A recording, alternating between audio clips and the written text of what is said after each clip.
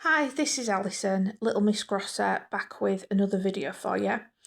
It's another one that people have been tagged in. I've not been tagged, but I was inspired to do it by one of my subscribers and someone who I subscribe to, Hills on the Hunt. I will leave a tag in this video for him. Go check him out. And it's the top 10 films of the 1990s.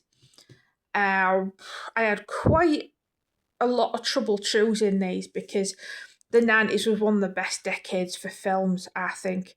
They're in no particular order, they're just as they come off the pile. And we'll start with, and I'm probably going to get stick for this as well, because a lot of people don't like it so much in the series, but I love Phantasm 3, Lord of the Dead. It obviously part of the Phantasm series. Angus Scrimm returns as the tall man, and Michael Baldwin is back as Mike after taking a break from part two. Reggie Bannister's back, and there is a character who I really, really like called Rocky, who appears in it, and she's one of the main reasons it's my favourite. That and the fact it's just downright hilarious in places. I do love the first one. I love parts 3 and 4, but Ravager and part 2, unfortunately, I don't mind them, but they're not on my to buy list.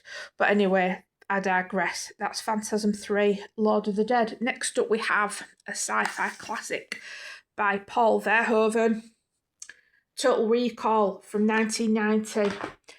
I remember seeing an advert for this near where I lived, and I so desperately wanted to see it, but it was in 18 and I was only 9 or 10 at the time, so unfortunately I couldn't go and see it. I had to wait for TV. But ever since then, it's been a favourite sci-fi of mine.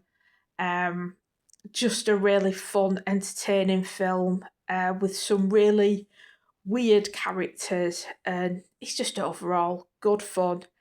And there's a really, really cool splattery death, which I found funny because I'm not right. But anyway, that's Total Recall. Next up, we have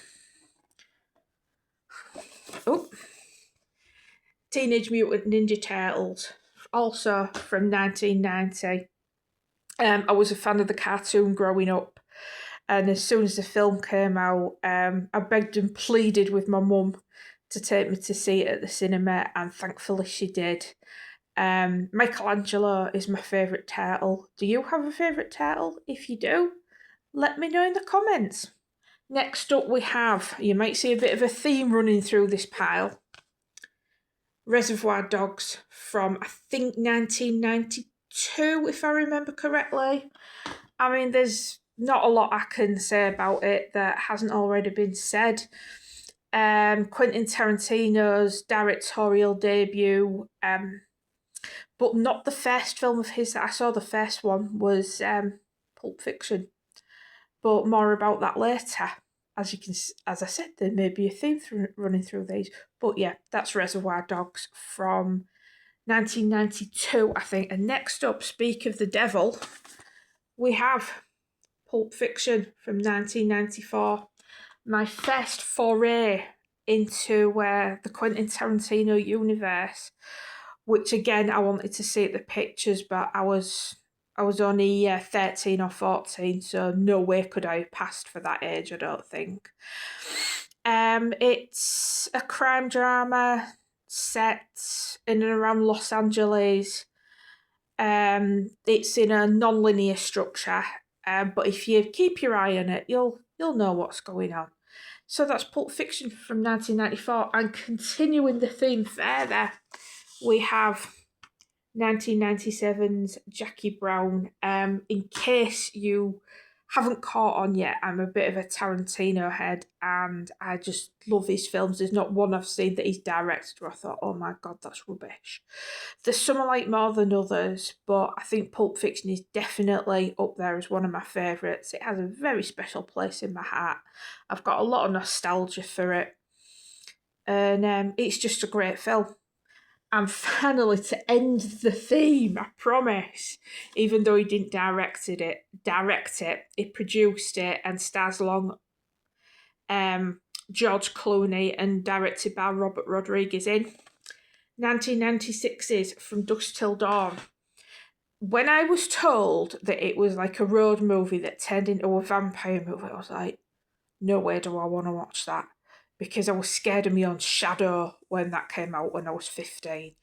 But I got persuaded to watch it by, I think, my older sister. Yeah, it would have been on VHS. And I've loved it ever since.